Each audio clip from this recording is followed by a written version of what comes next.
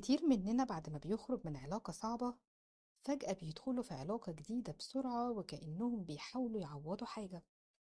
ده بيكون نتيجة خوفهم من الوحدة أو إحساسهم بالاحتياج العاطفي. بس المشكلة إن العلاقة دي أحيانا بتكون مجرد مسكن مش حل حقيقي.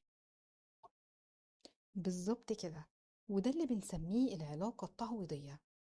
والسؤال هنا، امتى العلاقة تكون صحية وامتى تبقى مجرد هروب من الواقع؟ وهل الشخص اللي بيدخل في العلاقة دي بيكون واعي إنه بيحاول يعوض نقص معين، ولا بيكون فاكر إنه فعلا لقى الحب الحقيقي؟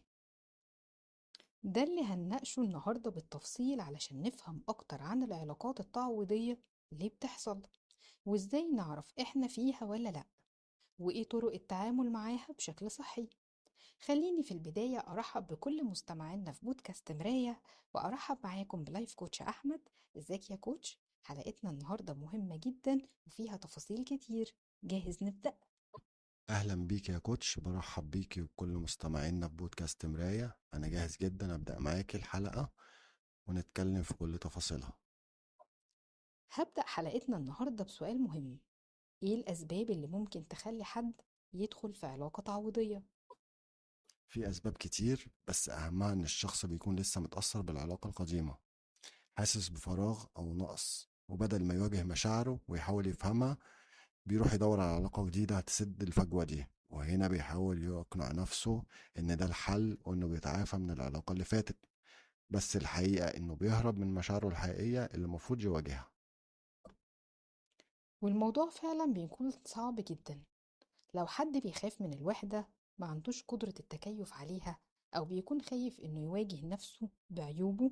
ودي مشكلة كبيرة، لأن الطرف التاني اللي في العلاقة الجديدة بيكون مجرد وسيلة إنها تعوض اللي حصل، لكن مش شريك حقيقي.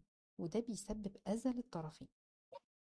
ممكن كمان يكون السبب هو الانتقام، يعني الشخص بيحاول يثبت لنفسه وللطرف التاني اللي في العلاقة القديمة إنه قادر يكمل حياته بشكل طبيعي. وده بيكون مؤشر خطر، لأن العلاقة هنا بتتحول لمجرد إثبات موقف مش مشاعر حقيقية ممكن يكمل بيها العلاقة. طب هل في علامات ممكن لو شفناها نعرف هل العلاقة دي تعويضية ولا حقيقية؟